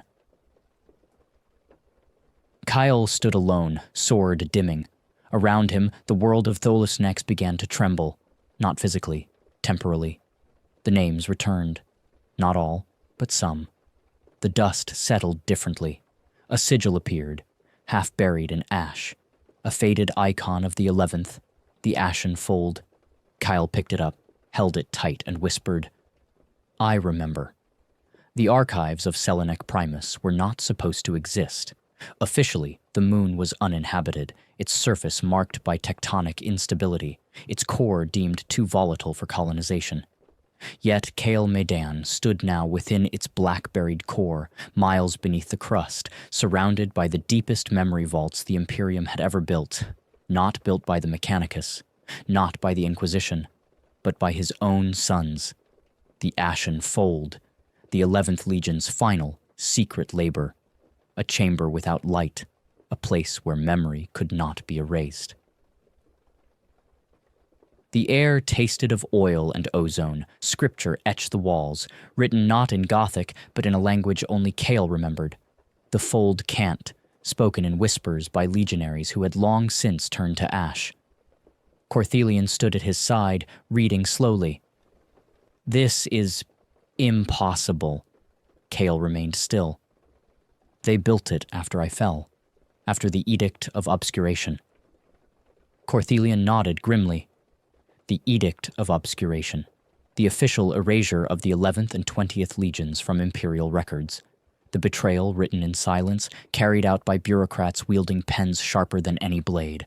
No statues, no names, no history, just empty chapters in the Book of the Legions. But this place, remembered. The chamber walls pulsed with stasis-sealed data crypts, tens of thousands, each labeled with a name.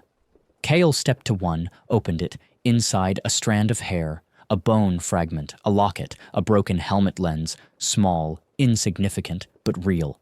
Each one a proof of existence. And more than that, each was anchored to memory, protected from Varun.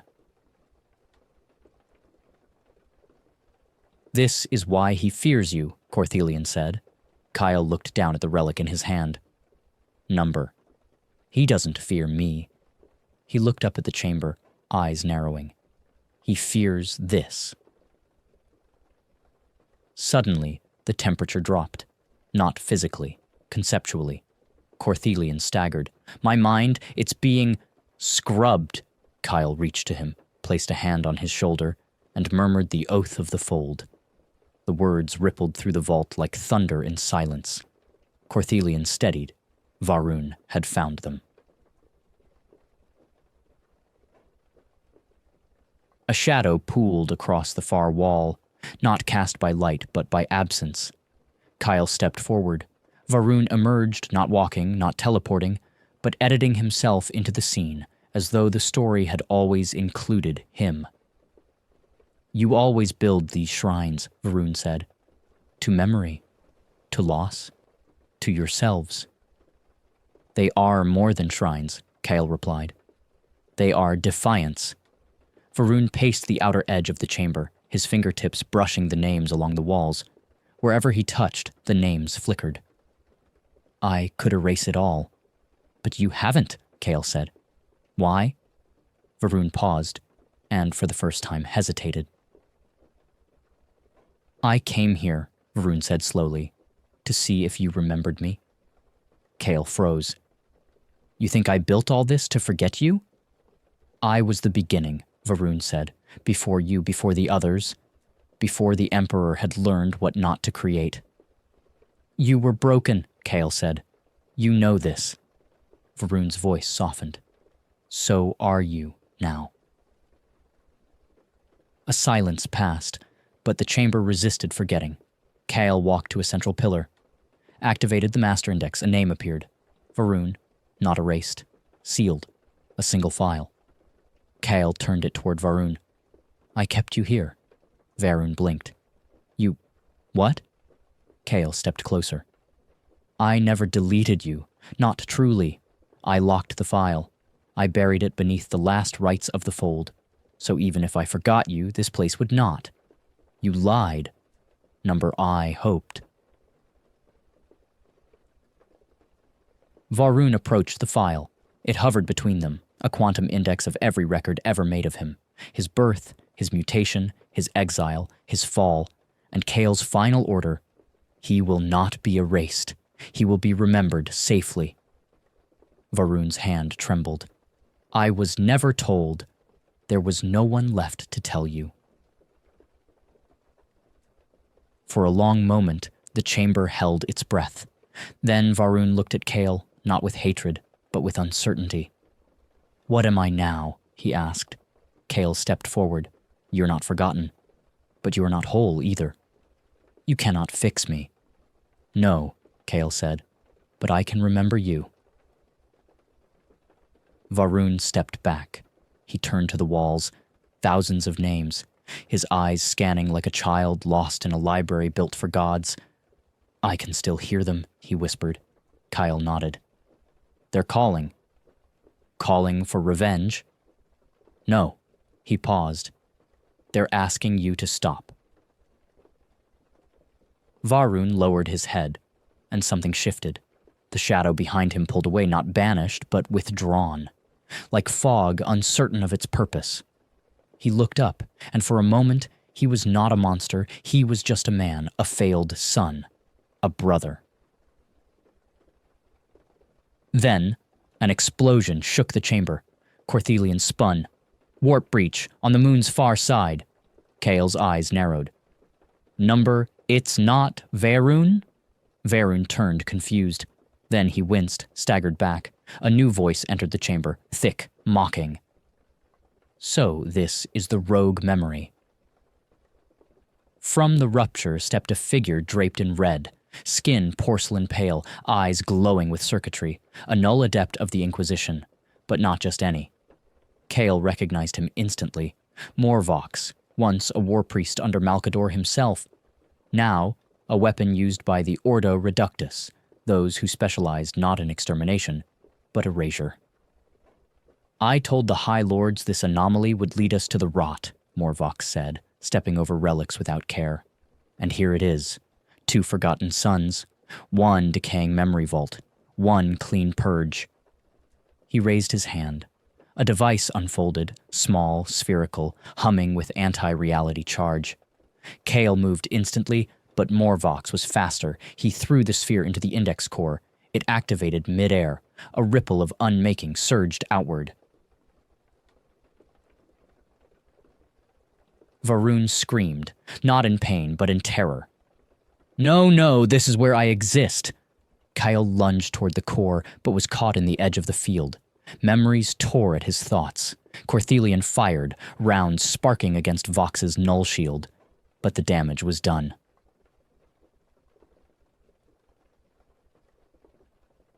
The central pillar cracked. Files began to burn, names twisted, some were lost. Kyle pushed through, grabbed the central index and ripped it free. He turned to Varun, who was collapsing, body flickering. Take it, Kale said. Varun hesitated. I don't deserve it. Take it anyway. Varun took the drive and fled into the warp. The chamber collapsed. Corthelian dragged Kale from the wreckage. Morvox was gone, his task complete. But not all was lost. Kale still held one fragment, and Varun, against all odds, held memory. Later, aboard the Silent Vow, Kale sat in silence. Corthelian approached. "Do you think he'll come back?" Kale nodded. "Yes." "Do you want him to?" A pause, then, "I think he already has." A week passed, maybe a month. Time flowed strangely in the wake of the chamber's destruction. Reality had frayed. Kale Madan could feel it in his bones, memories misfiring, time folding around conversations, whole thoughts slipping through the cracks. The Silent Vow drifted in high orbit above the memoryless ruin of Selenek Primus, a moon that once held defiance. Now, silence. And from that silence came a new question. Where had Varun gone? The bridge of the vow was dim, not from mourning, but from necessity. Warp interference had made augur sight unreliable. Psychic echoes from the ruined archive still bounced through the sector like the aftershock of a scream. Corthelian entered, helm off, expression grim. 5 more data echoes lost, entire Vox records wiped. Kyle nodded, not surprised. The Inquisition's purge was thorough, but not complete, Corthelian said, reaching into his cloak. He placed a small cube on the command table. The last surviving fragment of the Index of the 11th, recovered from Kale's hand, warp-scoured but intact. Kyle activated it. A ghostly projection bloomed above the table, names, dozens, then hundreds, then thousands, some partial, some full, some corrupted, some whole. Each a soldier, a soul, a life Varun had once erased. Now, slowly, returning. "He's restoring them," Corthelian said, stunned. Kyle didn't answer. He didn't have to, because he already knew. Varun wasn't fleeing. He was rebuilding. Aboard a derelict ship long thought lost, deep within the warp, Varun sat in meditation. The vessel was not a warship, not a cruiser. It was a paleotheca, a vessel designed for memory, not battle. Rare, ancient, forbidden. Its walls were etched with memory glyphs, encoded in time-stamped pulses of warp light. The ship itself was called the Thought That Remains. And it was alive. Barely. Varun sat cross-legged in the center chamber, the recovered index cube floating before him. Each second, the cube released another name, another voice, another presence. He didn't speak to them, but he listened. And slowly, they listened back. He had always believed himself an instrument of oblivion, but Kale's memory of him, buried, locked, but never broken, had changed something. For the first time in centuries, he no longer felt like a weapon. He felt like a wound, and wounds could heal, if they were remembered. Back aboard the Vow, Kale had a vision, not a dream, not prophecy, something else. He was standing on a plain of ash, alone. But as he looked around, he saw figures begin to form, dust coalescing into shapes. Legionaries, the ashen fold, not alive, not ghosts, just presence. And they were speaking. No words, no sound, but he understood. He's calling us. Kyle woke, cold sweat. He stood, marched to the bridge. Prepare a warp transit. Corthelian blinked. To where? Kale's voice was firm. Wherever the last thought went. It took 3 days of blind warp diving. The ship's Gellerfield groaned. The choir of astropaths bled from the nose. One died. But eventually, they found it. A pocket of warp space. A fracture between real space tides. A null star at its center. Orbiting it. The thought that remains. Kale boarded alone. Corthelian protested, but was overruled. "I'm not going as a soldier." He stepped onto the ship, and the ship welcomed him. Lights flickered gently. Doors opened. Memories stirred. He found Varun sitting in the central chamber, still cross-legged, the cube floating before him like a sun. Kyle didn't speak. He sat opposite, and for a long time, neither moved. Finally, Varun whispered, "I didn't know it would hurt." "What?" "Remembering." Kyle nodded. "That's how you know it's real." Varun looked older, lines on his face that hadn't been there before. Not decay, just weight, the burden of being known. He gestured to the cube. "There's more here than I imagined." Kyle nodded. "There always was." Varun hesitated. "Will they forgive me?" Kyle didn't answer right away, then, "Not all." "Not yet." Varun closed his eyes. "I can live with that." Suddenly, the cube pulsed. A new name appeared. A full name. Melian Vex. Kyle froze. "Where did you find that?" "It came back," Varun said, puzzled. "From the noise, from the data storm after the index was breached." "That name was redacted by the Emperor himself." "I know," Varun said softly. "That's why it survived." Melian Vex, first librarian of the Ashen Fold, one of the most powerful psychers humanity had ever produced, and the first to disobey the Edict of Nicaea on Kale's personal command, a war crime, an act of love, and a secret buried deeper than even Varun.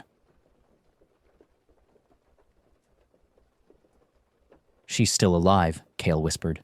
Varun nodded. "I felt her in the warp." The realization hit like gravity. If Melian lived, then others might too. Not ghosts, not echoes, but actual living survivors of the Ashen Fold, scattered, hunted, hidden, forgotten. "We need to find them," Kale said, rising. Varun didn't answer. "You've brought them this far, but now we finish it. Together." Varun hesitated, then stood. Together. The ship's warp drives hummed. Coordinates blossomed in Kale's mind, like seeds of memory. The last cinders of a legion once erased, now rekindled, one by one, name by name. The hunt for the forgotten had begun. The stars were dying again. One by one they flickered, dimmed, not from distance, but from memory. History was collapsing under its own weight. Where once there were 1,000 names, only ash remained. Where once there was a legion, there were only two. Kyle, Medan, and Varun stood alone on the surface of Kadon Null, the memory world where Melian Vex had last been seen. The air was thin. The light was sick. The planet existed in a temporal eddy, half forgotten by the Imperium, half feared by the warp. It was the kind of place you only found if you remembered what no one else would dare to. "She's close," Varun said, eyes closed. He was different now, sharper, clearer. He no longer moved like a weapon. He moved like a man bearing a burden he chose to carry. Kyle didn't respond. He could feel it too. Not psychic signal, not sensor data, but something deeper. A resonance. As they approached the crumbled citadel, barely more than bone and steel, memories stirred like dust. Kyle stepped through the ruined gates and paused. A name carved into the wall, not in Low Gothic, not even in High, in Legion Cant. Only the Ashenfold would read it, only they would remember. He waits beneath what he could not protect.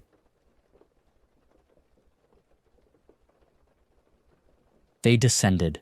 Steps of broken iron, vaults long ago sealed behind mind locks and time fractures. Varun unlocked each with a word, not a command, but a memory, and the doors obeyed. Because he was no longer the eraser. He was the scribe. Finally, they found her. Melian Vex suspended in null-field stasis. Cryo coffins long since failed, but her psychic barrier holding. Her hair floated like smoke, her body untouched by time, but her mind fractured. Kale fell to his knees. She was real. She had survived. "Melian," he whispered. She opened her eyes. Not fully, just a flicker of soul, a whisper of recognition. And she spoke, voice raw. "I dreamed you would come too late." He reached out, but she flinched, not in fear, in shame. "I disobeyed your command." "I ordered you to," Kale said softly. "Number you believed you ordered me to. But I had already broken the chain." She touched her temple. "The edict was madness. I saved what I could." Kyle felt something cold twist in his stomach. "Who else?" "Hundreds," she said. Then a pause. "Number thousands." A lie had broken free. The Imperium believed the Ashenfold died, erased, cleansed. But they hadn't. They had scattered, hidden, led by her, a psychic covenant underground, secret, living on the edges of reality, carrying the name they could not speak. The 11th. Varun stepped forward. "Why didn't you return?" Melian looked at him, not with anger, not with hate, with mercy. "You were still hunting us." Varun blinked, the memory of all he'd done, all he'd undone. And yet, Melian placed her hand on his. "You stopped." They emerged from the citadel hours later, Melian weak, supported by Kale, but alive, and behind her, others began to appear, silent, cloaked, eyes gleaming in. Their presence pressing against the boundary like a dam ready to burst. I'd thought about opening it, about breaking the cycle, but I had never truly understood what it would mean. The old man had warned me, the villagers had warned me, and now I was about to face the truth. If I opened the gate, I would release the monsters, the curse would be broken, and all of the evil locked behind the gate would flood into the world, and I would be the one who set them free. But if I didn't open the gate, if I didn't take that final step, I would be stuck here forever. The monsters would continue to feed on my fear, and the cycle would go on. It would never end. I stood in front of the gate, my hand trembling as I reached toward it.